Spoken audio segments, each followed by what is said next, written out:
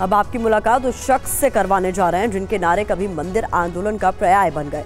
रामलला हम आएंगे, मंदिर वही बनाएंगे के नारा देने वाले सत्यनारायण मौर्य रामलला की प्राण प्रतिष्ठा को लेकर बेहद उत्साहित हैं। सत्यनारायण मौर्य से TV9 संवाददाता संदीप मिश्रा ने खास बातचीत की। कोई सोच समझ के नहीं तो परमात्मा की प्रेरणा होती है और निकल जाते हैं। तो कई सारे, एक ही नारा नहीं, कई सारे थे, गीत बनाते थे, गीतों में से नारे निकलते गए।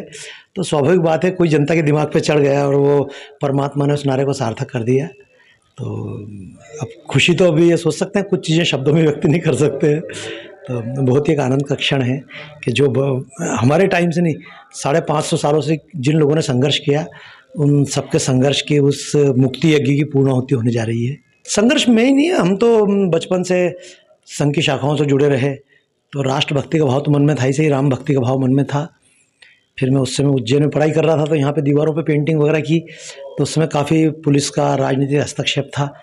तो उससे बचने के लिए अयोध्या चले गए, फिर वहाँ जाके काम चालू कर दिया। फिर अयोध्या के आंदोलन में भी, पिछले आंदोलन में शामिल रहे, बाद के आंदोलन में शामिल रहे और काम करते रहे। तो ये तो वहाँ पेंटिंग करते रहे, तो कभी पेंटिंग की, कभी कार्टून बनाए। फिर आंदोलन में गीतों की ज़रूरत पड़ी, तो श्रद्धेय अशोक सिंघल जी थे, उन्होंने कहा ये गीत बहुत अच्छे हैं, आप इनको आगे बढ़ाओ। गीत बढ़ाए, फिर कैसेट बनाई।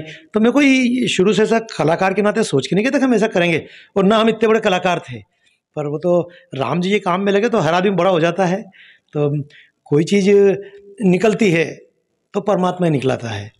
आपके मुँह से कार्टून के दिमाग में विचार आए तो परमात्मा ने निकला है, गीत बनाए तो परमात्मा ने दिए, और परमात्मा ने सारी क्षमताएं दी, और हमको एक सेवा का अवसर मिला कि वो सब चीज़ें वापस परमात्मा को अर्पित करें।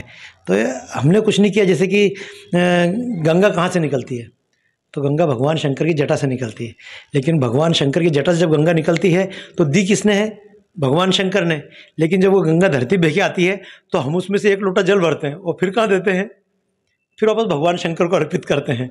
तो जितना कुछ भगवान ने हमको दिया, इतनी बड़ी गंगा दी, हमने केवल एक लोटा जल अर्पित किया। तो परमात्मा ने तो शरीर दिया, बुद्धि दी, इतना अच्छा दी, इस भारत में रहने का मौका दिया, ज्ञान दिया, कला दी, सब कुछ किया। क्या तो हमने तो अपने जीवन का, उस कला का बहुत छोटा हिस्सा परमात्मा को अर्पित किया है। इच्छा है पूरा जीवन ऐसे चलता रहे।